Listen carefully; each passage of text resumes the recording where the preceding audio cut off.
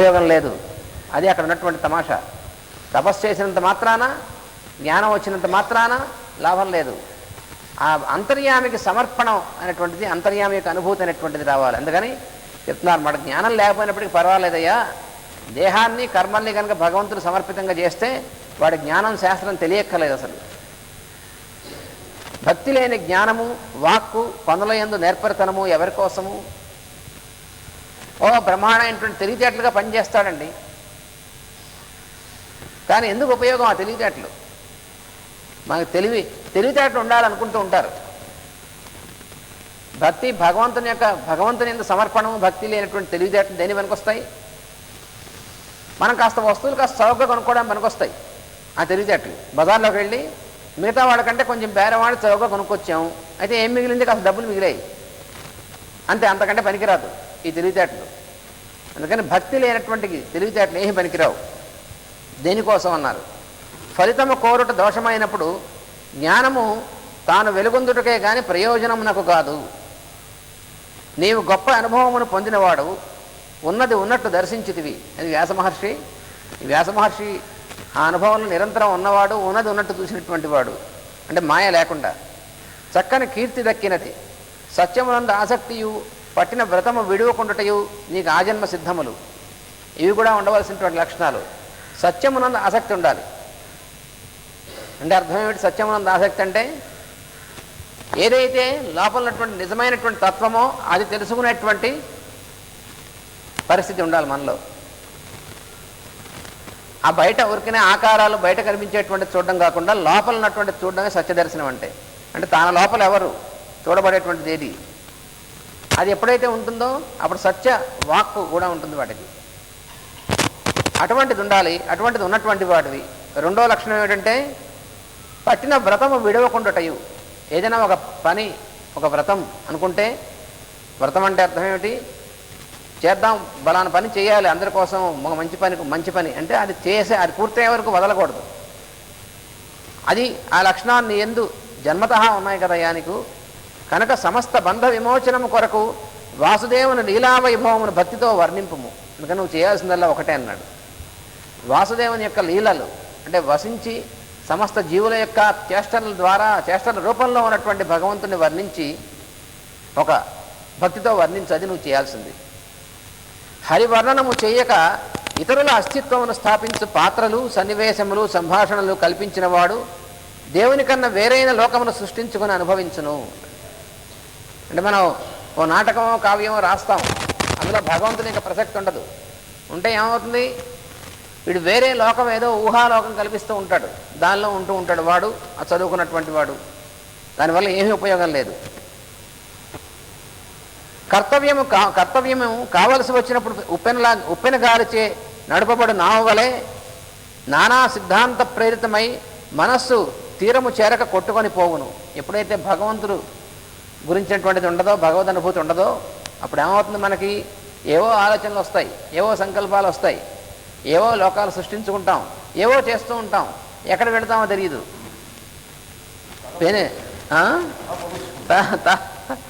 తల వాచిపోతుందంటారు చూసారా? లోపల చివరి టెన్షన్స్ వస్తాయన్నమాట. చివరికి ఏమవుతుంది? గమ్యం ఉండదు. పెనుగాలి బాగా ఉప్పెన వచ్చిందనుకోండి, నావలో వెళ్తున్నాం మనం, ఉప్పెన వచ్చింది, నావ మన పట్టు తప్పిపోయింది. ఆ నావ ఎటు వెళ్తుందో, ఎక్కడ మునుగుతుందో అది మన కంట్రోల్ లేదు. ఆ స్థితిలో ఉంటాం మనం. సామాన్య జనులకు తాము చేయు పనుల గూర్చి తీరని వెర్రి కోరికలుండను. అట్టి కోరికలు ఉండరాదని ధర్మములు విప్పి చెప్పి నియమము చేసి క్రమశిక్షణమను పేర బలవంతంగా శాసించు సంకల్పం మంచిది కాదు. అక్కడ తమాషా ఏంటంటే, మామూలుగా ఉన్నటువంటి వాళ్ళకి అందరికీ ఎలా ఉంటుందంటే, తాము చేసేటువంటి పనుల గురించినటువంటివి బోల్డని కోరికలు ఉంటాయి. అది సహజమే. అయితే అవి పోవడం కోసం నువ్వు ఏం చేయాలి? ఆ కోరికల్ని వాటి బాగోగుల గురించి విప్పి చెప్పామనుకో, అయితే ఏం ఉపయోగం అన్నాడు. అది చెప్తోంది. అట్టి కోరికలు ఉండరాదని ధర్మములు విప్పి చెప్పి కోరికలు ఉండకూడదు అని చెప్పామనుకోండి, కావాల్సి అనుకుంటారు. మళ్ళీ వెళ్ళాక మామూలుగానే ఉంటుంది. ఎందుకని దానివల్ల నువ్వు చెప్పడం వల్ల ఏంటి ఉపయోగం? అలాగే నియమము చేసి క్రమశిక్షణ మన పేర బలవంతముగా శాసించు సంకల్పం, అది కూడా లాభం లేదన్నాడు. ఎందుకంటే మనం కోరికలు లేకుండా చేసుకో అని శాసిస్తున్నాం అనుకోండి మనసుతో, కోరికలే ధ్యానిస్తున్నావు, ఇంకెక్కడికి పోతుంది? కారణమేమనగా వారు స్వయముగా దైవస్థితిని పొందుట బదులు నీవు శాసించిన ధర్మమును ఆరాధించరు. ఒకవేళ నువ్వు గురువువి, నువ్వు ధర్మం శాసించావు అనుకో, వాళ్ళు ఏం చేస్తారంటే దైవస్థితిని పొందడం అనేటువంటి దానికోసం నువ్వు చెప్పలేదు కాబట్టి, గురువుగారు చెప్పారు కాబట్టి మనం ఇలా చేయాలని బలవంతంగా ప్రయత్నిస్తూ ఉంటారు నీ మీద ఉన్నటువంటి దీనివల్ల. దానితో వారి స్వభావం మారదు. అందువల్ల ఏమవుతుంది, గురువుగారు చెప్పినప్పుడు అప్పుడు చేద్దాం అనిపిస్తుంది, తర్వాత మళ్ళీ మన స్వభావం మన పనిచేస్తూ ఉంటుంది. అదే మనకు జరిగేది. మనకి గురువు రూపంలో మాస్టర్ గారో యతీంద్రుల వారో తాతగారో ఎవరో వారు మహానుభావులు ఎవరిని మనం గురువు అనుకున్నా వాళ్ళు మనం చెప్పారనుకోండి, వాళ్ళు చెప్పిన వాటిలో మనం ఏం చేస్తున్నాం, వాళ్ళు చెప్పినప్పుడు వాళ్ళ మీద ఉన్నటువంటి గౌరవంతో తప్పకుండా వీళ్ళు చెప్పింది చేద్దాం అనిపిస్తుంది. అక్కడ యువతలకు వచ్చాక మళ్ళీ మామూలే. కనుక నీ శాసనములను ఆచరణలో పెట్టుటకు త్రిప్పలు పడుదురు. అయితే వాళ్ళు కొంతమంది పాపం నీ మీద ఉన్నటువంటి గౌరవం వల్ల, గురువు మీద గౌరవం వల్ల ఏం చేస్తారంటే, నువ్వు ఇలా శాసించావు అనుకో, ఇది ఆచరణలో పెట్టడం కోసం ప్రయత్నం చేస్తూ ఉంటారు, తిప్పలు పడుతూ ఉంటారు. ఆ తిప్పలు పడితే ఎన్నాళ్ళు చేస్తారు, ఆ ప్రయత్నముల దౌర్బల్యములు కలిగి చేయకూడని పనులను అభ్యాసం చేయుదురు. అది క్రమంగా చేసేటువంటిది. ఎట్లయినను ఏహీములైన కామ్యకర్మలు మానరు. ఎందుకని స్వభావం మారలేదు కదా. స్వభావస్తు ప్రయుజ్యతే అన్నాడు అందుకనే భగవద్గీతలో. స్వభావం అనేటువంటిది లోపల పనిచేస్తుంటే పైన నువ్వు ఎంత పాలిష్ కొట్టినా ఒకటే. లోపల కుళ్ళిపోతుంది అనుకోండి పండు, నువ్వు దాన్ని ఫ్రిడ్జ్లో పెడితే మాత్రం ఏమిటి, దాన్ని ఏం చేస్తే మాత్రం ఏమిటి, కాదే ఇంకో 2 రోజులు కాస్త నిగనగలా కనబడుతుంది పైన, లోపల పూర్తిగా కుళ్ళే వరకు. ఆ లోపల ఉన్నటువంటి విషయాన్ని నువ్వు ఏమైనా మార్చాలి కానీ లోపల మార్చకుండా పైన నువ్వేం చేసినా ఏమీ ఉపయోగం లేదన్నాడు.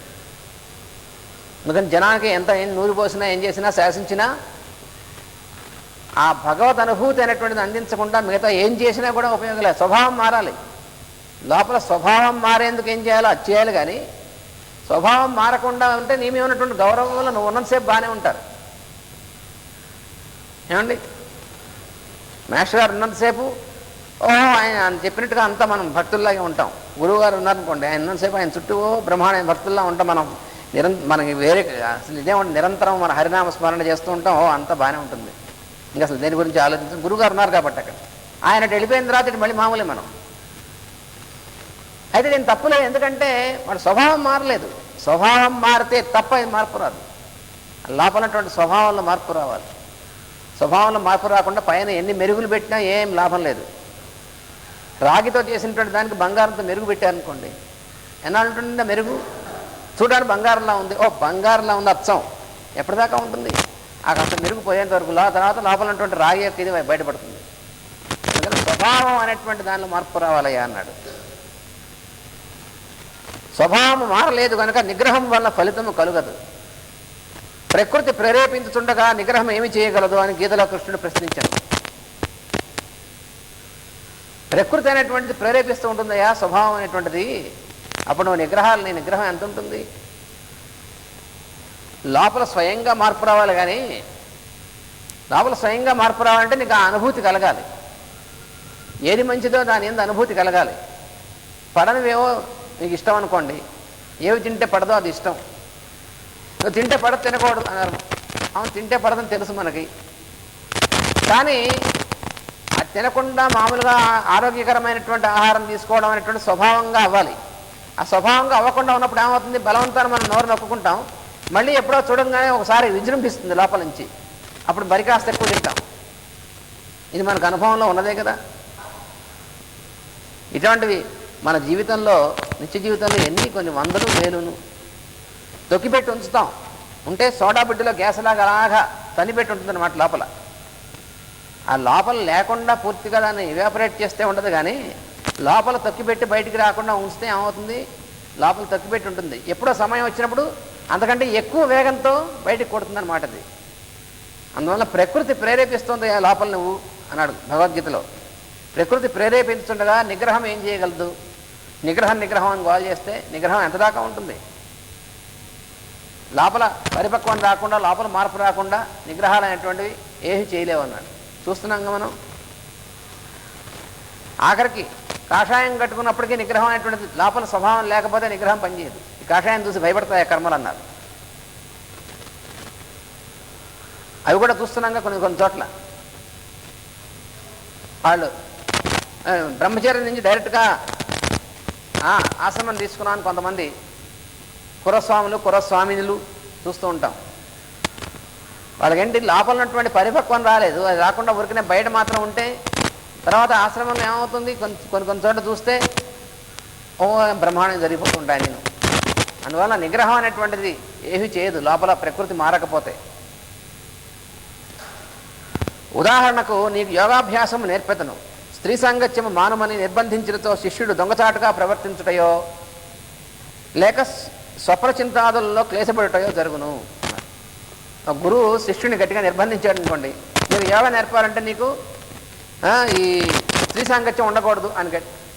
స్త్రీ సాంగత్యం అనేటువంటి దాని యందు వాడి స్వభావం లేకుండా పోతే అప్పుడు చానంతట వచ్చేటువంటిది. కానీ స్త్రీ సాంగత్యం అంటే వాడు ఆవిడలో ఉందా, స్త్రీలో ఉందా, భార్యలో ఉందా దోషం, వీడిలో ఉంది దోషం వీడిలో ఉంది. ఎందుకంటే మనస్సు అనేటువంటిది వీడిదే ఆవిడదే. దేనిదైనా సరే సంఘం అనేటువంటిది, సాంగత్యం అనేటువంటిది దోషం అక్కడ ఉన్నటువంటి వస్తువులో కాదు, ఉంది వీడి మనస్సులో ఉంది. అది వీడి మనస్సులో పోవాలి, వీడి స్వభావం వల్ల. వీడి మనస్సులో పోకుండా గట్టిగా వాడిని కట్టి పెట్టామనుకోండి శిష్యుడిని, అరే నువ్వు యోగాభ్యాసం నేర్చుకోవాలి, స్త్రీ సాంగత్యం కూడదని. వాడు ఏం చేస్తాడు, గురువు గారు తెలియకుండా చాటుగా ప్రవర్తిస్తాడు. లేకపోతే ఎక్కడ కదలకుండా చేశారనుకోండి, ఇక మనసు దాని మీదే ఉండి స్వప్నంలో ఉన్నది ఏంటుంది, దానివల్ల ఏం ఉపయోగం ఉంది.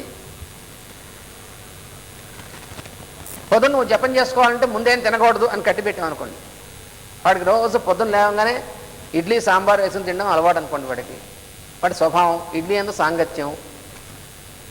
వాడి పొద్దున్నే లేచి తినకుండా ఏం చేయలేడు అనుకోండి, వాడిని కాస్తాను ఒరే ఏమైనా తింటే తప్పు నీకు పాపం, యోగాభ్యాసం చేయాలంటే పనికిరాదు, నువ్వేం తినకుండా కూర్చో అని గురువుగారు కట్టిపెట్టాడు అనుకోండి. అప్పుడు ఏమవుతుంది, 4 రోజులు 5 రోజులు అయిన తర్వాత గురువుగారి దగ్గర యోగాభ్యాసం రాకముందే తినేసి వస్తాడు వాడు, జాగ్రత్తగా గురువుగారు తెలియకుండా. అలా అయినా చేస్తాడు. లేకపోతే ఇంటికి కూడా వెళ్ళని కూడా కట్టేశాడు అనుకోండి, అప్పుడు వీడు యోగాభ్యాసాన్ని కనుమూసు కూర్చోగానే గుండ్రంగా కనిపిస్తూ ఉంటాయి. అది దానివల్ల ఏమిటి ఉపయోగం? అందువల్ల అలా వీటిని జయించడం సాధ్యం కాదు నాయన అన్నాడు. ఉద్ధరింపబడుట అన్నది సృష్టి స్వభావ రహస్యము అని తెలిసినచో తెలిసి ప్రేమతో నిర్వహించడం వలన జరుగును కానీ నిబంధించడం వలన జరగదు. అందుకని ఇంద్రియాలని మనస్సుని గట్టిగా కట్టేసేసి అది సాధ్యం కాదు ఎవరికి కూడా. దానంతట దాని నుంచి విముఖత రావాలి. దాని యందు విముఖత దానికంటే సిద్ధించాలి. కానీ రుచి నీకు మంచి రుచి దేని యందు తెలిస్తే అప్పుడు అవతల వదిలిపెడతాడు. అలా రావాలి. కానీ బలవంతాన్ని నువ్వు కట్టిపెడితే ఎక్కడ అసాధ్యం అవుతుందన్నాడు. ఈ విషయమున ప్రభుత్వ శాసనములు కూడా ఏమి చేయజాలకున్నవి కదా. గవర్నమెంట్ రూల్స్ పెట్టారన్నారు, 10 గంటకల్లా ఆఫీసులో ఉండాలని రూల్ పెట్టారనుకోండి, ఓ 15 రోజులు 20 రోజుల్లో ఉంటాం పై ఆఫీసర్ చూస్తున్నప్పుడు. ఆ తర్వాత మెల్లిగా మనం దానికి మెథడ్స్ కనిపెడుతూ ఉంటాం. ఇలాగా ప్రభుత్వ శాసనాలు ఏమిటి శాసనాలు నమ్మహం, ఏ శాసనాలు పనిచేయవు. వాళ్ళు స్వయంగా మార్పు లోపల రావాలి. కానీ పైన శాసనాలు ఏం చేస్తాయండి? ఇట్లు మరికొంత కామ్యదోషము సంక్రమించి ఈ మార్గం వలన ప్రజలకు తత్వజ్ఞానం మరుగుపడును. బుద్ధికి మోహము కలుగజేయని మార్గమున ప్రజలకు తత్వజ్ఞానం ప్రసారించి నీ అసంతృప్తిని పోగొట్టుకొను. అది చేయవలసిందన్నాడు. బుద్ధికి మోహం కలగకుండా ఉండేటువంటిది ఏదో చూసి దాన్ని ప్రసారిస్తే పోతుంది. అంటే లోపల నుంచి మార్పులు ఇచ్చేది ఏదో అది నువ్వు ఇవ్వాలి. కానీ బయట ఉన్నటువంటి దాన్ని నువ్వు ఏం చేస్తావు, ఏం చేయలేవు అన్నాడు. అంటే ఇది హోమియోపతిక్ ట్రీట్మెంట్ అంటారు చూసారా, లోపల నుంచి మార్పు తెచ్చేటువంటిది కావాలి. బయట వచ్చేటువంటి దాన్ని నువ్వు రోజు చేస్తుంటే ఏం తగ్గుతుంది? కారణం తీసే కారణం లోపల ఉంది, అందులో మార్పు తేవాలయ్యా అన్నాడు.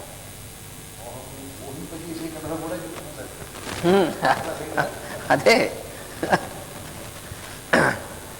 తర్వాత అంటున్నాడు, ఎరిగెడువాడు కర్మ చేయమెల్లను మాని హరిస్వరూపమున్నెరయ నిరంగు దాను మది నేర్పు చూపు గుణానురక్తుడై తెరకువలేక కృమ్మరుచు దేహధనాద్యభిమానయుక్తుడై ఎరుగని వానికి తెలియని ఈశ్వరలీల మునింద్ర చెప్పుమా. ఇంకా ఏమన్నారంటే నిత్యమైన అనుభవం పొందదలిచిన వాడు కర్మలను మానట ఎట్లో వాని స్థానమున హరిని నింపట ఎట్లో తెలియవలెను. తన కోసము అనుకోను అజ్ఞానికి వృత్తియు ఆలుబిడ్డలు ఇల్లు వాకిలి ధనము తనవి అనిపించును. ఉదాహరణ ఇస్తున్నారన్నమాట. ఏమిటంటే సత్యమైన అనుభవం ఎవరైతే పొందాలో వాడు కర్మ బంధాన్ని నుంచి బయట ఎలా పడాలో వాడికి తెలియాలి. వాడికి అది తెలియాలంటే మనం రోజు తెలిసినటువంటి ఉదాహరణ నుంచి తెలుసుకోవాలి. మనం దానే ఉదాహరణ ఇస్తున్నారన్నమాట. తన కోసం అనేటువంటి అనుకుంటాడు చూసారా, వాడు ఏమనుకుంటాడు, ఉద్యోగం ఎవరి కోసం చేస్తున్నావు, నా కోసం చేస్తున్నా అంటాడు. తర్వాత ఆలుబిడ్డల భార్య ఎవరి కోసం, నా కోసమే, ఇల్లు నా కోసమే, అన్నీ నా కోసమే అనుకుంటూ ఉంటాడు వాడు. ధనము అవన్నీ కూడా అన్నీ కూడా నా కోసమే, కాబట్టి ఇదంతా కూడా నాది అనేటువంటి భావన ఉంటుంది వాడికి. అయితే ఒరే, భార్యలో అంతర్యామిగా ఉంది ఎవరు? భగవంతుడు. వీళ్ళ పిల్లల్లో భగవంతుడు, చుట్టూ ఉన్నటువంటిది నువ్వు పనిచేస్తున్నటువంటి చోట ఉన్నటువంటి వాళ్ళు భగవంతుడు. ఇలాగ వాడికి ఆ అంతర్యామి యొక్క అనుభూతి, అంతర్యామి ఉన్నాడు, అంతర్యామి అంటే ఇలా ఉంటుంది అనేటువంటి తెలియజేశారనుకోండి మీరు. అందు విష్ణువు సర్వాంతర్యామి అని విరిగిన వానికి పై చెప్పినవన్నీ తనవి కావు, విష్ణువువి. అంటే అర్థం ఏమిటి, లోపల ఉన్నటువంటి భగవంతుడివి ఇవన్నీ కూడాను అని ఇప్పుడు తెలుస్తుంది.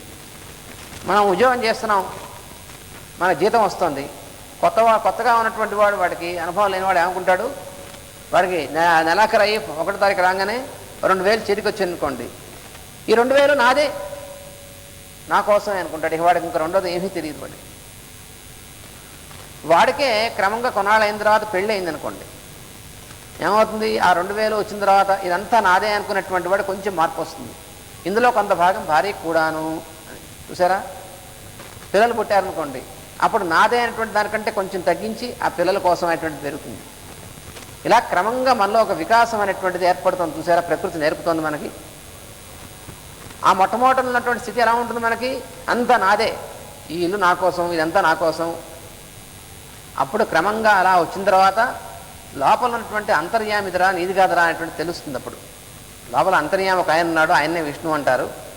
ఇదంతా కూడా ఆయనది, మనదేమిటి. సమర్పణ బుద్ధితో వాని ఎడల కర్తవ్యం ఆచరించను. ఎప్పుడైతే తెలుస్తుందో అప్పుడు ఏం చేస్తాం, భార్య యందు మన కర్తవ్యం ఏమిటో, పిల్లల యందు మన కర్తవ్యం ఏమిటో అదంతా కూడా సమర్పణ బుద్ధితో మనం చేస్తూ ఉంటాం. భగవంతుని యొక్క ఎందు సమర్పణతో చేస్తాం, అంతేగాని మోహంతో వ్యామోహంతో కాదు చేసేది. అప్పుడు కర్మలను మానుటలో నేర్పు చూపుట అనగా ఇదియే. కర్మలు చేయకుండుట వలన కర్మనాశం సిద్ధింపదని భగవద్గీత చెప్పుతున్నది. కర్మనాశం అంటూ ఉంటారు వేదాంతం చెప్పేవాళ్ళు.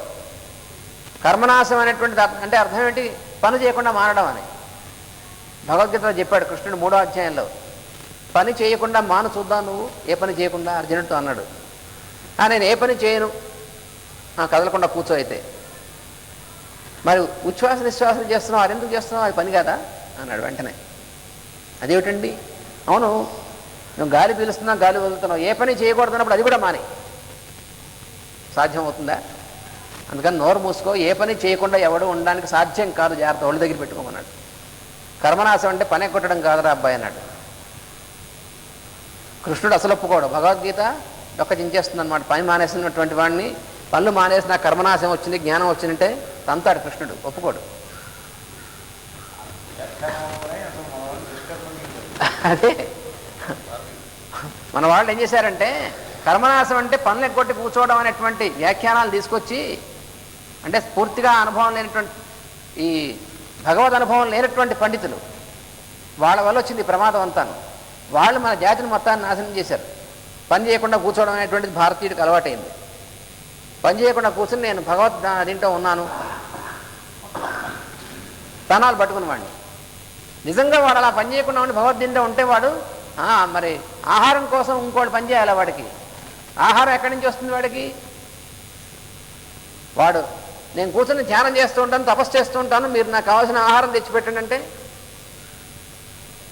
ఆహారం తెచ్చిపెట్టి మరి వాళ్ళు చేసే తపస్సు కదా.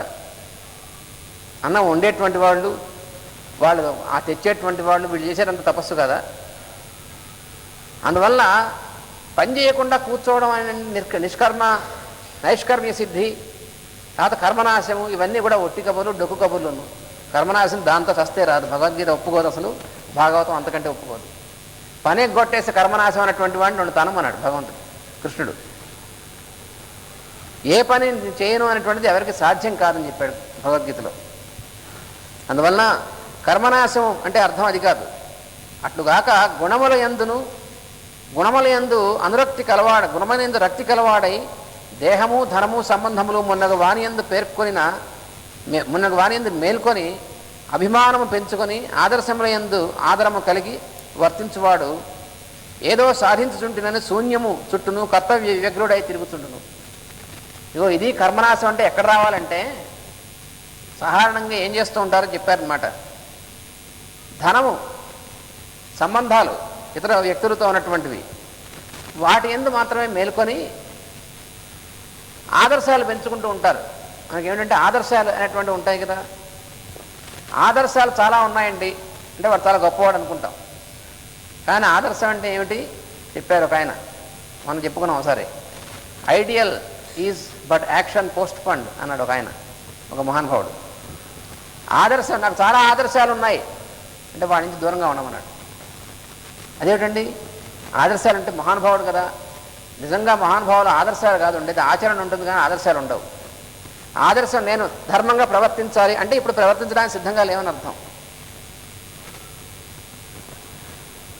అందుకని ఆదర్శాలు కాదు కావాల్సింది, ఆచరణ కావాలి. ఆదర్శం అంటే అర్థం ఏమిటి? మన యొక్క ఊహన మాట ఆదర్శం అంటే. మనం ఈ మంచి పనులు చేయాలి అని కళ్ళు మూసి కూర్చుని నేను ఇక్కడ 10 మందికి వైద్యాలయం తయారు చేయాలి అలా బోళ్ళని చెప్పచ్చు ఆదర్శాలు. దానివల్ల ఏంటి ఉపయోగం? అందువల్ల అటువంటిది ఏమీ పనికిరాదు. ఇది ఎందుకు పనికిరానటువంటిది ఆదర్శం అంటే? ఆదర్శం అనేటువంటి వాటి యందు మేలుకొని ఆదర్శములు అండ్ ఆదరణ పెంచుకొని వర్తించువాడు. అందుకని వాడు ఏం చేస్తుంటాడు? జీవితం అంతా చాలా బిజీగా ఉంటాడండి వాడు. ఏదో సాధిస్తాను అనుకుంటూ ఉంటాడు. ఏవి జీరో. అంటే వీడు మనస్సు స్పీడ్గా పనిచేస్తూ ఉంటుంది. వాడి దగ్గర కూర్చున్నారు అనుకోండి మీరు, 1 గంట బ్రహ్మాండమైనటువంటి ఉపన్యాసం ఇస్తాడు. ఏమిటి సేవ అంటే ఎట్లా చేయాలి, సేవా కార్యక్రమానికి ఎట్లా అన్ని చేసుకోవాలి, సేవకు ఉన్నటువంటి ప్రాముఖ్యం ఏమిటి ఇవని చెప్పాడు అనుకోండి. 1 గంట సేపు ఉపన్యాసం వాడు చేయడు. ఎందుకని? వాడికి అందరికీ సేవ గురించి వాడు అంటాడనమాట, అంతమందికి సేవల గురించి చెప్పడంలోనే నా జీవితం అంతా సరిపోతుందండి అంటే వాడు ఎందుకు పనికిమాలిన విధం అనమాట. వాడు మహానుభావుడా? సేవ ఎట్లా చేయాలి, సేవ గురించి చెప్పడం, అందరికీ ధర్మాన్ని గురించి చెప్పడంలో నాకు సరిపోతుందండి, తీరిక లేకుండా ఉన్నాను అంటే ఒట్ట బడుద్దాయి అనమాట వాడు. అంటే వాడికి ఆచరించడానికి ఏమీ లేదు అని అర్థం. అందువల్ల వాడు ఎందుకు పనికిరాడు, అది ప్రయోజనం లేదు. వాడు ఏం చేస్తుంటాడు? జీవితం అంతా కూడా వాడు ఊరికే బిజీగా తిరుగుతూ ఉంటాడు. అటు ఇటు కర్తవ్య వ్యగ్రుడై, కర్తవ్యం లేదు వ్యగ్రుడుగా ఉంటాడు.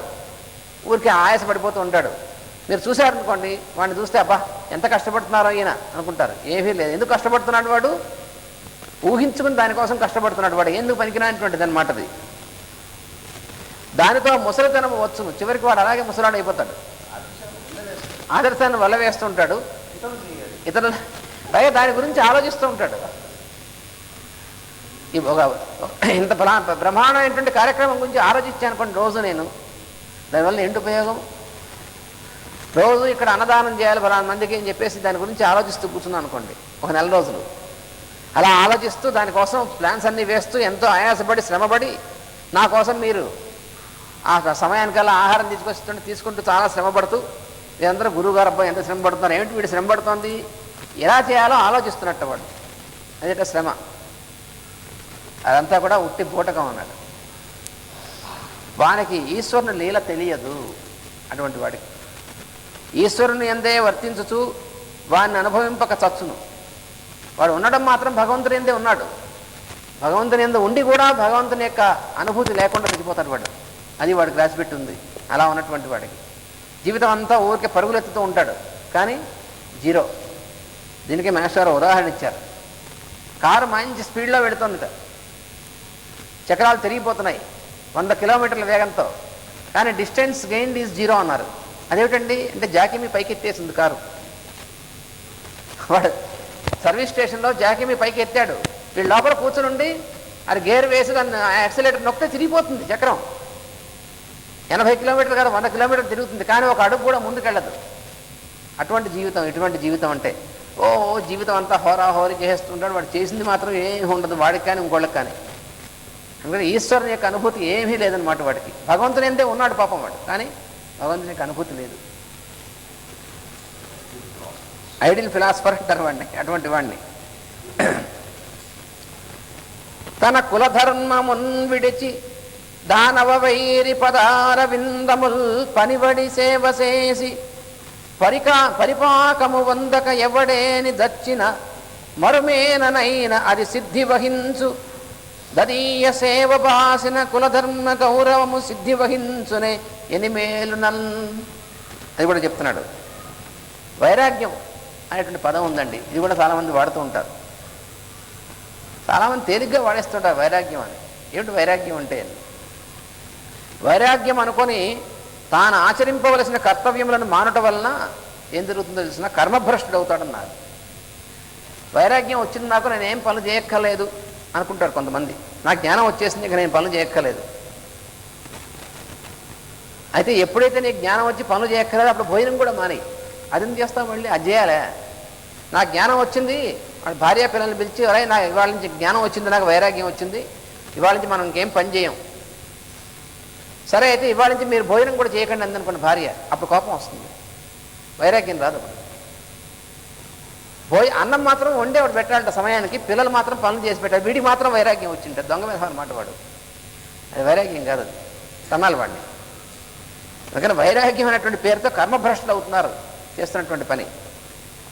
మనస్సునకు మాత్రము వైరాగ్యము సిద్ధింపదు. వైరాగ్యం అంటే ఎక్కడ రావాలి? మనస్సుకి, అంతేకాని శరీరానికి కాదు వైరాగ్యం రావాల్సింది. పనులు ఎగ్గొట్టమని కాదు వైరాగ్యం అంటే. పనులు చేస్తూ మనస్సు వాటి ఎందు ఉండకుండా సమర్పణ, భగవంతుని సమర్పణ, అది వైరాగ్యం. కానీ చేయవలసిన పనులు మానేసి కూర్చుంటే మనస్సు ఇంకాస్త ఎక్కువ వాటి ఎందు పనిచేస్తుంది. అది వైరాగ్యం ఏమిటి? దైవము యొక్క అంతర్యామిత్వము స్మరించి వాని పాదములు సేవించిన వాడు సాధన పూర్తిగా నడుమనే చనిపోయినా ఎవరైతే సాధన చేస్తాడో వాడి సంగతి చెప్తున్నారు. దైవం యొక్క అంతర్యామిత్వాన్ని స్మరించి పూర్తిగా వాటి పాదాలని ఆశ్రయించినటువంటి వాడి సాధన చేస్తూ చచ్చిపోయాడు మధ్యలో అనుకోండి, అప్పుడు ఏమవుతుంది అన్నారు. పూర్తిగా నడుమనే చనిపోయినచో మరి ఒక జన్మలో సిద్ధి పొందును, ఏం ప్రమాదం లేదు. ఎందుకంటే ఈ శరీరంలో ఉన్నప్పుడు ఎంతవరకు మనం సాధన చేసామో అది మాత్రం వెనక్కి వెళ్ళిపోదు, అది గుర్తుంచుకోవాలి మనం. అంటే మనం నేర్చుకున్న శాస్త్రాలు ఇవన్నీ నీళ్ళు అయిపోతాయి, ఇవన్నీ అగ్గిపిల్లకి గీసేస్తారు, అయిపోతుంది అది. మన శరీరం వదిలిన తర్వాత వీరు ఎంఏ పిహెచ్డీ చేశారు అంటే మళ్ళీ వచ్చే జన్మలో పుట్టిన తర్వాత వీరు ఎంఏ పిహెచ్డీతో పుట్టరు, అప్పుడు మళ్ళీ వాళ్ళతో నేర్చుకోవాల్సిందే. ఈ పిహెచ్డీలు ఎంఏలు ఏం పనికిరావు, ఇవన్నీ పోతాయి. వీరు ఈ జన్మలో వీరు ఎమ్మెల్యే గారు అయ్యారు, వచ్చే జన్మలో పుడుతూ ఎమ్మెల్యేగా ఉంటాడు వాడు, ఏమీ ఉండదు, అన్నీ పోతాయి. ఈ జన్మలో వీరు బ్యాంక్ బ్యాలెన్స్లు 1 కోటి రూపాయలు ఉంచారు, వచ్చే జన్మలో ఏమీ పనికిరాదు, అన్ని జీరో మొత్తం, ఇవేమీ ఉండవు. చేసినటువంటి సాధన మాత్రం, భగవంతుని యందు సాధన చేసినటువంటిది మాత్రం క్యాన్సిల్ అయిపోదురా అబ్బాయి అన్నాడు. అది మాత్రం ఉంటుంది. నువ్వు మంచి పనులు చేసిన ఫలితము ఉంటుంది, చెడ్డ పనులు చేస్తే ఆ ఫలితం సంస్కారంలా ఉంటుంది. భగవత్ సమర్పణతో నువ్వు చేసినటువంటిది అసలు పోదు. అందుకని ఎంతవరకు సాధన చేశావో ఆ దగ్గర నుంచి తర్వాత కంటిన్యూషన్ ఉంటుంది తర్వాత జన్మలో. అందుకని అది మాత్రం భయపడక్కర్లేదన్నాడు. సాధన మార్గంలో చేసినటువంటిది అందుకనే శరీరం ఆద్యం ఖలు ధర్మ సాధనం అన్నారు. శరీరం అనేటువంటిది మన ధర్మ సాధనకి మొట్టమొదటి సాధనం, ధర్మం మనం ఆచరించడం కోసం. శరీరం లేనప్పుడు సాధన అటువంటిది ఏం ఉండదురా అబ్బాయి అన్నాడు. శరీరం వదిలిపెట్టిన తర్వాత ఏమవుతుంది? మళ్ళీ శరీరం వచ్చిన తర్వాత కంటిన్యూషన్ ఉంటుంది. కానీ ఈ లోపల ఈ శరీరం వదిలిపెట్టి శరీరం వచ్చే లోపల ఏమీ చేయలేవు, ఏం చేయడానికి ఏమి ఉండదు అక్కడ.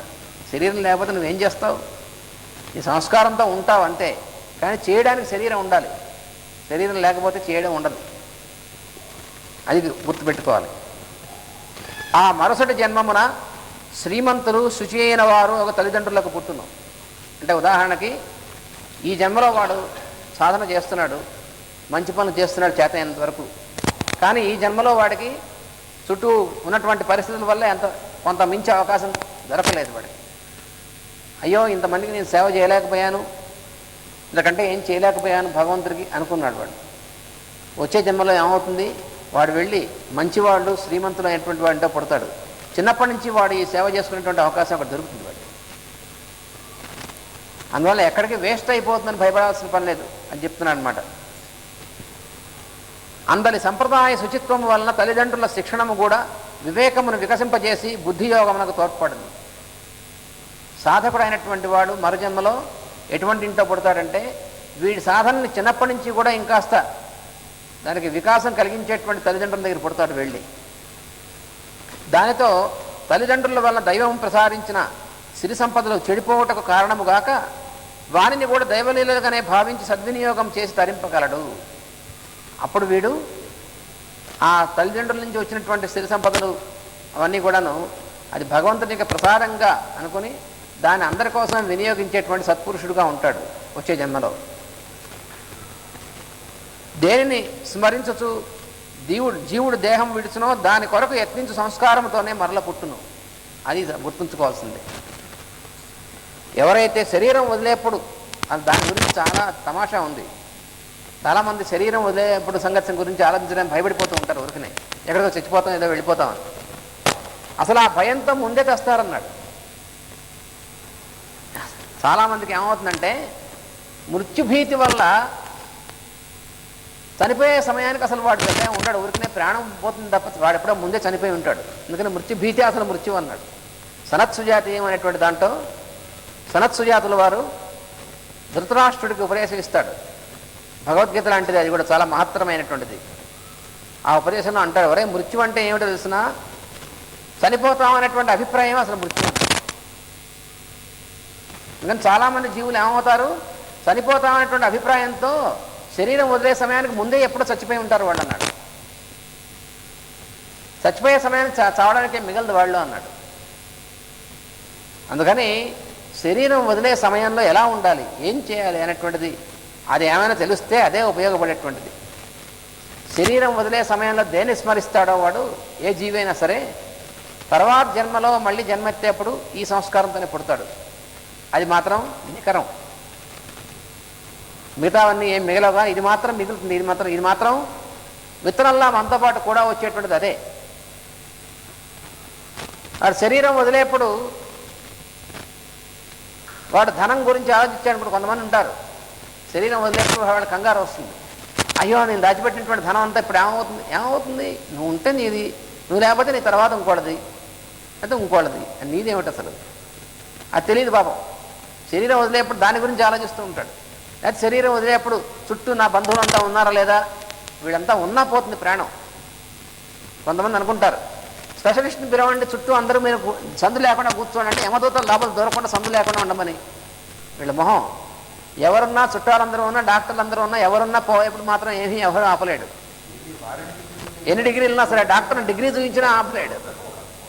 ఆ డాక్టర్ గారు పెద్ద పెద్ద డిగ్రీలు ఉన్నాయనుకోండి, ఆ డిగ్రీలు కాంపిటేట్ పెట్టానుకోండి యమదూతలకి ఏడుసాలే పోమంటారు వాళ్ళు యమదూతలు. వాళ్ళకి ఏం లెక్కలేదు. వీడు ఆరాడు పడిపోతాడు, అందరూ దగ్గర రండి, అందరూ నా మంచం చుట్టూ నుంచోండి. నుంచుంటే ఏమవుతుంది, వాడికి ఏమవుతుందో వచ్చే జన్మ ఎలా పడతాడు వాడు, మొదల నుంచి భయం తాపత్రయంతో పడతాడు వాడు వెళ్ళి. అందుకని శరీరం వదిలేప్పుడు ఎలా ఉండాలంటే చాలా ప్రశాంతంగా ఉండాలి, హాయిగా.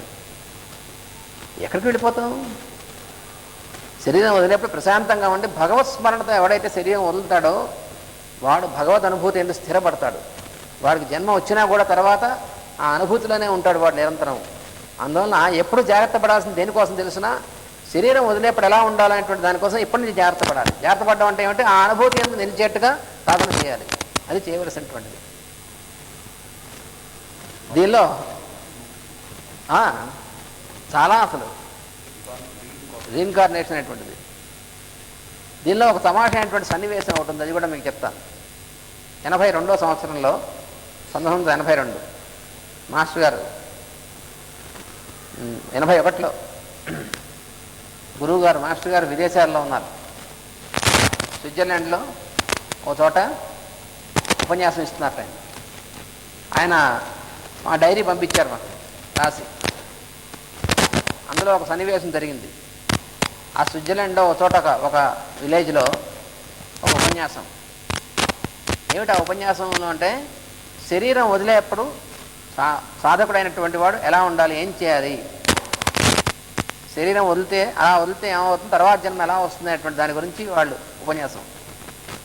దాంట్లో ఆయన చెప్పారు, శరీరం వదిలేప్పుడు ఎవరైతే భగవత్నామ స్మరణ చేసేటువంటి స్థితిలో ఉంటాడో వాడికి భగవంతుని అనుభూతి అంత నిష్ట కుదురుతుంది. వాడికి తర్వాత వచ్చేటువంటి జన్మ కూడా దానికి సరైనటువంటి మంచి జన్మ వస్తుంది. అంటే తర్వాత జన్మలో సాధకుడుగా ఉంటాడు వాడు అని చెప్పారు. కానీ శరీరం వదిలేప్పుడు భగవంతుడు స్మరణ ఎలా గుర్తుంటుందండి అని చాలా కొంతమంది సందేహం వచ్చింది. ఆ ఉపన్యాసం అయిన తర్వాత పాశ్చాత్యుల్లో వాళ్ళకు ఉన్న సంప్రదాయం ఏమిటంటే, ఉపన్యాసం 1 గంటన్నర 2 గంటలు అయిన తర్వాత మళ్ళీ 1 అరగంట వాళ్ళ ప్రశ్నోత్తరాల సమయం అని ఉంటుంది. వాళ్ళు ప్రశ్న వేస్తారు. అందులో ఒక ఆమె, ఒక సాధకురాలు ప్రశ్న వేసింది, మీరు చెప్పారు బాగానే ఉంది, కానీ శరీరం వదిలేప్పుడు చాలా కంగారుగా ఉంటుంది కదా, ఎలా మనకి గుర్తుంటుంది భగవంతుని యొక్క స్మరణ ఎలా ఉంటుంది అని. నువ్వు ముందు నుంచి కనుక ఆ సాధన చేస్తూ ఉంటే దాని యొక్క విషయం తెలుసుకుని అప్పుడు తప్పకుండా బాగుంటుంది అని చెప్పారు. చెప్పి నీకు అనుభూతి కలుగుతుందిలే అన్నారు. సరే, ఆవిడ ఉపన్యాసం అయిన తర్వాత ఇంకో విలేజ్ నుంచి, పక్క విలేజ్ నుంచి వచ్చింది ఆవిడ. అక్కడ బయలుదేరి వెళ్తుంటే ఒక చిన్న ఏరు ఉంది, ఒక చిన్న సైజు నది, దాని నుంచి ఒక చిన్న వంతెన. ఈవిడ ఒక సైకిల్, మొపేడ్ సైకిల్ దాని మీద వచ్చిందనమాట. ఆవిడ చీకట్లో వెళుతుంది, అక్కడ దాని మీద లైట్లు లేవు. ఇదే ఆలోచిస్తూ వెళుతుంది. శరీరం వదిలేప్పుడు, శరీరం ఎప్పుడు వదులుతామో ఎవరికి తెలియదు కదా మనకి, ఎవరు శరీరం ఎప్పుడు వదులుతారో అనేటువంటిది ఎవరు చెప్పలేరు. అలా వదిలేటువంటి సమయంలో మనం భగవంతుని యొక్క స్మరణ చేస్తూ ఉండాలి. ఆమెకు అంతకుముందు ఇంకో గురువు గారి దగ్గర పంచాక్షరి మంత్రం ఉపదేశం పొందింది ఆవిడ. ఓం నమ శివాయ అని రోజు చేసుకుంటూ ఉంటుంది ఆవిడ. అదేమిటంటే పాశ్చాత్యులు ఓం నమ శివాయ చేస్తారా అని మన వాళ్ళు ఆశ్చర్యపోతారు. పాశ్చాత్యులే చేస్తారు రోజు కూడా మంత్రాలు చేసేటువంటిది. భారతీయులు చేయడం మానేసి ఎప్పుడో అయింది. పాశ్చాత్యులు ఎంతోమంది, చాలామంది పాశ్చాత్యులు పంచాక్షరి మంత్రం ఓం నమ శివాయ చేసేటువంటి వాళ్ళు ఉన్నారు, అష్టాక్షరి మంత్రం జపం చేసేవాళ్ళు ఉన్నారు, గాయత్రి జపం చేసేవాళ్ళు ఉన్నారు. వాళ్ళు జపం అంటే మనలాగా ఎప్పుడో గుర్తుంటే మా చేసి దాన్ని మానేసాడ చేయరు. చేయడం అంటే ఖచ్చితంగా ఆ సమయాన్ని చేసి తీరుతారు అంతే. వాళ్ళు అలా చేస్తారు. వాళ్ళు ఎంత నిష్ఠతో చేయాలో అంత నిష్ఠతో గురువు చెప్పినట్టుగా చేసేటువంటి వాడు. అది పాశ్చాత్యంలో ఉన్న లక్షణం. ప్రతి సంవత్సరం మేము వెళ్ళినప్పుడు మమ్మల్ని వాళ్ళు అడిగేటువంటిది చాలామంది, మాకు ఏదో ఏ మంత్రం మంచిదో అని మాకు ఉపదేశించండి అని అడుగుతారు. మంత్రోపదేశం తీసుకుంటారు వాళ్ళు చేసేటువంటి పని. ఇక్కడ మన వాళ్ళు అడిగేటువంటివన్నీ వేరే అడుగుతారు. వాళ్ళు మాత్రం అలా కాదు. చాలామందిలో 100కి 80 మంది పైన మాకు ఆధ్యాత్మికంగా మా జీవితం ఎలా ఉంటుంది చెప్పండి, సాధన మేము ఏం చేయాలి, ఏ మంత్రం మేము చేసుకోవాలి, ఆ మంత్రం ఉపదేశించండి అని ప్రతి సంవత్సరం చాలామంది ఏదో ఒక మంత్రం మనకి తీసుకుంటూ ఉంటారు. ఇది పాశ్చాత్యులు జరుగుతుంది. భారతీయులు ఎలా ఉన్నారో పాశ్చాత్యులు ఎలా ఉన్నారో ఒకసారి మనం తెలుసుకుంటే మనకు తెలుస్తుంది. అందువల్ల ఆవిడ ఆ ఓం నమ శివాయని ఎప్పుడు అనుకుంటూ ఉంటుంది. అలా అనుకుంటూ వెళుతుంటే ఆ వంతెన మించి వెళుతోంది. ఏం జరిగిందో తెలియదు. ఓ వర్షంలా వస్తుంది గాలిను. ఆ వంతెన చాలా సన్నగా ఉన్నటువంటి చిన్న వంతెన, కర్ర వంతెన అండి. దాని మించి పైనుంచి కిందకి ఆ ఏరులోకి పడిపోయింది ఆవిడ. చీకటి. ఆ పడిపోతున్నటువంటి క్షణంలో అక్కడ ఉపన్యాసంలో ఆయన చెప్పారు, నీకు త్వరలోని అనుభవం కలుగుతుందని. ఇప్పుడే మనకి ఆ అనుభవం కలుగుతుంది. ఎందుకంటే మనం ఇంకా శరీరం వదలపోతున్నాం, చీకటి ఏరులో పడుతున్నాం, ఈదుకుని ఒడ్డుకు వస్తాం లేనటువంటిది మనకు తెలియదు. కాబట్టి శరీరం వదిలేయచ్చు బహుశా. కాబట్టి ఇంకేం అనుకుంటాం, ఓం నమ శివాయ అనుకోవాలి, ఓం నమ శివాయ ఓం నమ శివాయ అనుకుంటూ ఉంది ఆవిడ. ఒక 5 నిమిషాలు అయిన తర్వాత ఆవిడ స్పృహ వచ్చింది. అదేంటి మనం ఇంకా పడలేదే అని చూసింది. అప్పుడు పడిపోయి శరీరం వదిలేసేయాలి, శరీరం వదిలేసాం కావాల్సి అనుకుంది ఆవిడ. ఓం నమ శివాయ అనుకుంటూనే ఉంది ఆవిడ. ఒక 5 నిమిషాల తర్వాత ఆవిడకి అర్థమైంది మనం నదిలో పడలేదు, శరీరం వదలలేదు. అయితే ఏమైంది అని చూసింది. చూస్తే వాళ్ళు ఆ బ్రిడ్జి ఏదో రిపేర్ చేయడం కోసమో దేనికోసమో పరంజీ లాంటిది ఏదో కట్టారు అటు ఇటు. పైనుంచి దాంట్లో పడింది ఆవిడ. మళ్ళీ దులుపుకుని బయటకు వచ్చింది. వచ్చి సైకిల్ మళ్ళీ తీసుకుని, మనకి అనుభవం ఎలా వస్తుందని అడిగాం కదా గురువు గారిని, ఈ అనుభవం రావడం కోసం సన్నివేశం కల్పించారనమాట అనుకుని నవ్వుకొని మళ్ళీ ఆ స్మరణ చేసుకుంటూ ఇంటికి వెళ్ళిపోయింది ఆవిడ.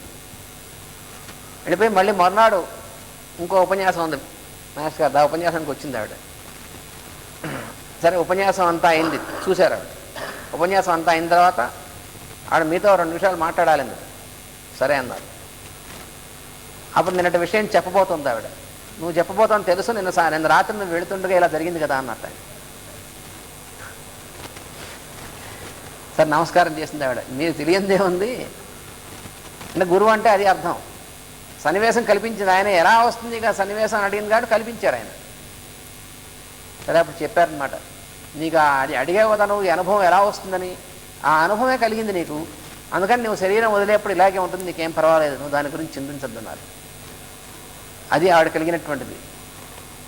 ఈ విషయం ఆ డైరీలో రాసి మాకు పంపించారు. పంపిస్తే మేము అందరం చదువుకున్నామండి. చదువుకున్న తర్వాత సరిగ్గా అప్పుడే అదే సమయంలో నేను ఇక్కడ శ్రీశైలం వచ్చాను. నేను శ్రీశైలం డిస్పెన్సరీకి వచ్చాను.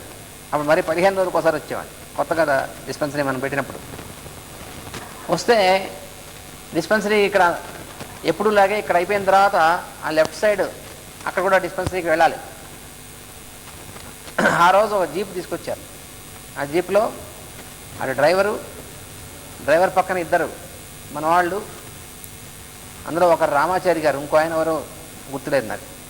ఆ చివర నేను, వెనకాల నాతో పాటు వచ్చినటువంటి కుర్రవాడు జీప్లో కూర్చున్నాం. ఆ జీపు ఆ లెఫ్ట్ సైడ్ ఉన్నటువంటి ఆంజనేయులు గారిని ఈ గారు ఉండేవారు, వాళ్ళ జీప్ అనమాట. వెళ్తున్నాం అక్కడి నుంచి. ఆ మలుపులు తిరుగుతుండగా ఒక మలుపు, ఆ 2 పాయింట్ దాటిన తర్వాత మలుపు ఏ మలుపును, ఈ లోపల వెనకాల కూర్చున్న అతను పుస్తకం పడిపోయింది, డైరీ జీప్ సందులోంచి పుస్తకం పడిపోయింది, ఆపమన్నాడు అతను. డ్రైవర్ బ్రేక్ కొడితే ఆగలేదు, అయిందనమాట, బ్రేక్ ఆఫ్ అయిపోయింది. డ్రైవర్ చెప్పాడంటే బ్రేక్ ఫెయిల్ అయిపోయిందండి అన్నాడు. నేను జీప్లో కూర్చున్నా కానీ నా మనసులో అదే మెదులుతుందనమాట. ఆ ఇన్సిడెంట్ మాస్టర్ గారు దాంట్లో రాసినటువంటిదే మెదులుతోంది. ఆయన స్మరిస్తూ కూర్చున్నారు అనమాట. నేను సరే ఏమిటైందంటే బ్రేక్ ఫెయిల్ అయింది అన్నాడు. వెళ్ళిపోతాను, జీప్ మహావేగంతో వెళ్తుంది. పెట్రోల్ జీపు, డీజిల్ జీప్ ఏదనుకుంటుంది. ఇంజిన్ ఆపడానికి ప్రయత్నిస్తే ఆగలేదు, అది కూడా కనెక్షన్ లేదు, వెళ్ళిపోతాను. సరే వెళ్ళిపోనివా అని చెప్పా. అంటే చెమటలు పట్టాయి దానికి డ్రైవర్కి. నా పక్కన కూర్చున్న వాళ్ళు కూడా కంగారు పడుతున్నారు. ఏం చేద్దాం ఇప్పుడు, మనం జరిగింది ఏమీ లేదు, ఇప్పుడు మనం ఏం చేస్తాం? కంట్రోల్ ఆయన చేతిలో ఉంది, గురువు గారి చేతిలో. ఎందుకంటే నువ్వు మామూలుగా పోనీవయ్యా, అది ఎలా పోతుంది చూద్దాంలే అన్న. వెళితే కింద డైరెక్ట్గా పడిపోతుంది. అంటే కొద్ది క్షణాల్లో అందులో ఉన్నటువంటి మేమందరం పూర్తిగా పోవడం ఖాయం మామూలుగా. సరే ఇప్పుడు ఏం చేద్దాం సార్ నా పక్కన ఆయన చెప్పా. మనం ఏమీ చేయక్కర్లేదండి, మన గురువుగారిని స్మరిస్తూ ఉందాం. మనం ఉండి మన ద్వారా ఇంకా పని జరగాల్సింది ఉంటే ఉంచుతారు, అయిపోయిందనుకోండి వెళ్ళిపోతాం. దానికి పెద్ద విశేషం ఏముంది? అంతేనా? అంతకంటే ఇప్పుడు చేయగలిగింది ఏముంది అసలు? అంతకంటే ఇంకేమైనా ఉందే? కాబట్టి ఎలాగో ఇంకేం లేదు కాబట్టి మనం భగవంతుని స్మరించాలి, లేకపోతే గురువు గారిని స్మరించండి. శరీరం వదిలేమని స్మరించాలని అదేగా మనం చదువుకున్నాం, నిన్నే చదువుకున్నాం మనం. అందుకని మాస్టర్ గారు మన గురువు భగవంతుడు ఆయనే కాబట్టి ఆయనే స్మరిస్తూ ఉందాం. ఆయన స్మరిస్తూ శరీరం వదులుదాం, అంతకంటే పెద్ద నష్టమే ఉంది. అది కూడా కృష్ణాదిలో పడి శరీరం వదులుతాం, అంతకంటే పెద్ద పోయిందేం లేదు. పోనీ మనం వెళుతోంది. ఇందులోకి ఏం జరిగిందో తెలియదు. ఒక మలుపులో నేను చివరి కూర్చున్నాను. ఆ జీపు కంటే ముందు నేను దూకడం, తోయడం, జీపు ఆగడం ఇవన్నీ ఒక మెరుపులో జరిగాయి. ఒక పెద్ద రాయి. ఇది మామూలుగా జరిగేటువంటి పని కాదు, అసంభవం. అంటే దైవలీలంటే ఎట్లా ఉంటుంది చూడండి. ఆ జీపు కంటే ముందుకు దూకడం, ఒక పెద్ద రాయి ముందుకు తోయడం, జీపు దానికి ఆని ఆగిపోవడం, ఇవన్నీ ఒక మెరుపులో జరిగాయి అనమాట. ఆగిపోయింది జీప్. అప్పటికి 2-3 నిమిషాల దాకా అంత ఎవరు తేరుకోవాలి, ఇంకా వాళ్ళు వెళ్ళిపోతున్నాం అనేటువంటి దీంట్లో ఉన్నారు అందరూ. సరే నాకు మాత్రం మాస్టర్ గారు కనిపిస్తున్నారు, ఆ అనుభవంలోనే ఉన్నాం. సరే ఒక 2 నిమిషాలు అయిన తర్వాత చెప్పాను వాళ్ళని తట్టి, మనం ఉన్నాం కింద దిగిరండి అని చెప్పాను. మనం ఇంకా అంత పనుంది ఉంచారు మనని, అందుకని దిగిరండి. ఇప్పుడు కంగారు పడాల్సిందే లేదు, ఇందాక కూడా కంగారు పడాల్సింది లేదు. అప్పుడు కంగారు అక్కర్లేదు, ఇప్పుడు కంగారు అక్కర్లేదు. కంగారు పడి ఏం చేస్తాం మనం? అంటే మీకేం భయం లేదా అన్నది. భయం ఎందుకంటే మనం గురువుగారు స్మరిస్తుంటే మన భయం ఏంటి? శరీరం వదలడానికి మనం రెడీగానే ఉన్నాం. ఎప్పుడు పిలిస్తే అప్పుడు దానికేం మనకి అది పెద్ద కంగారు పడాల్సింది ఏమీ లేదు. ఆవిడ డ్రైవర్ కూడా దిగి పాపం చెమటలు దొట్టుకుంటున్నాడు. సరే అప్పుడు నా కుర్రాడు చెప్పాను, మనం ఎలాగో ఉన్నాం కాబట్టి వెళ్ళి నీ డైరీ పట్టుకొచ్చుకొని ఆయన అని చెప్పాను. లేకపోతే డైరీ ఇంకోటి తీసుకునేవాళ్ళు, మన అడ్రస్ చూసేవాళ్ళు. ఇప్పుడు మనం ఉన్నాం కాబట్టి తీసుకురా అన్న. వెళ్ళాడు. వెళ్తే వెనక్కి నడిచెడితే ఆ డైరీ ఇలా ఓపెన్ చేసి మాస్టర్ గారు శ్రీ గారి ఫోటో వైపు, ఈకే గారి ఫోటో, ఆ 2 ఫోటోలు పైన ఉన్నాయి, గురువు గారి ఫోటోలు పైన ఉన్నాయి. వచ్చిన తర్వాత ఏమైందంటే గురువుగారి ఫోటోలు పైన ఉన్నాయి. గురువుగారి ఫోటోలు ఎప్పుడు ఇక్కడ ఉంటాయి కాబట్టి మనం ఉన్నాము, దాంట్లో సందేహమే లేదు, ఆశ్చర్యం లేదు. ఇది ఇలా ఎందుకు జరిగింది అన్నారు. నిన్న మనం చదువుకున్నాం కదా, ఆవిడకి ఎవరికో అనుభూతి కలిగింది. ఆ అనుభూతి మనకు కూడా ఇచ్చారండి గురువు గారు, మనకు కూడా అవకాశం ఇచ్చారు. శరీరం వదిలైపోతున్నాం అని తెలిసినప్పుడు ఎలా ఉంటాం మనం అనేటువంటి దానికి, అందుకు మనకి అనుభూతి కలిగింది. ఇది జరిగినటువంటిదని చెప్పారు. అది 81 జరిగినటువంటి ఒక సన్నివేశం. ఇట్లాంటి సన్నివేశాలను మనకు తెలుస్తుంది, మన టెస్ట్ అనమాట అది. అది మనకి వంట పట్టిందా లేదా అనేటువంటిది.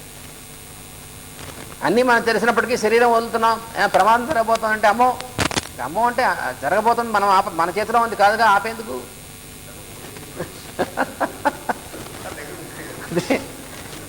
అందుకని ఎప్పుడే దేని గురించి మనం స్మరిస్తామో శరీరం వదిలేప్పుడు దాని యొక్క సంస్కారంతో మళ్ళీ పుడతాం అనేటువంటిది తథ్యము. దాని కొరకు యత్నించు సంస్కారముతోనే మరల పుట్టును.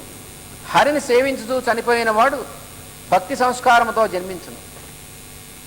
గడచిన జన్మమున తల్లిదండ్రులు నాస్తికులగుటయో దారిద్ర్య బాధయో విఘ్నములైనను వారిని తొలగించి అతని హరిస్మరణమే శ్రీమంతుల ఇంటను సంప్రదాయం తెలిసిన వారి ఇంటను జన్మం ప్రసాదించును. అందువలన మన తర్వాత జన్మ ఎలా వస్తుందో మనం కంగారు పడక్కర్లేదు. మనం ఇప్పుడు దేని బట్టి, ఇప్పుడు ఏం స్మరిస్తున్నామో దాన్ని బట్టి వస్తుంది తర్వాత జన్మ. అందువల్ల ఏం చేయాలి అంతే, దీన్ని బట్టే ఉంటుంది. అది కావున ఎరుక గలవాడు హరిసేవకం ప్రయత్నంబు చేయందగు కాలక్రమంబు సుఖదుఖంబులు ప్రాప్తంబులైనను హరిసేవ విడువందగదు. దానం చేసి ఊర్ధ్వంబున బ్రహ్మపర్యంతంబు గ్రింద స్థావర పర్యంతంబు దిగుతున్న జీవులకు దుఃఖంబులట్లు సుఖంబులు ప్రాకృత కర్మాధీనంబులై సిద్ధించు. ఎయ్యటి వందరాదు అట్టి మేలు సిద్ధించు కొరకు హరిసేవ చేయవలయు. హరిసేవకుండగువాడు జననంబు నొందియు అన్యుని క్రియ సంసారమునం చిక్కడు. క్రమర హరిచరణ స్మరణము చేయు భక్తిరస వశీకృతుండై విడువ నిచ్చకింపడు మరియును. అందువల్ల దాని గురించి చెప్తారు. ఏంటంటే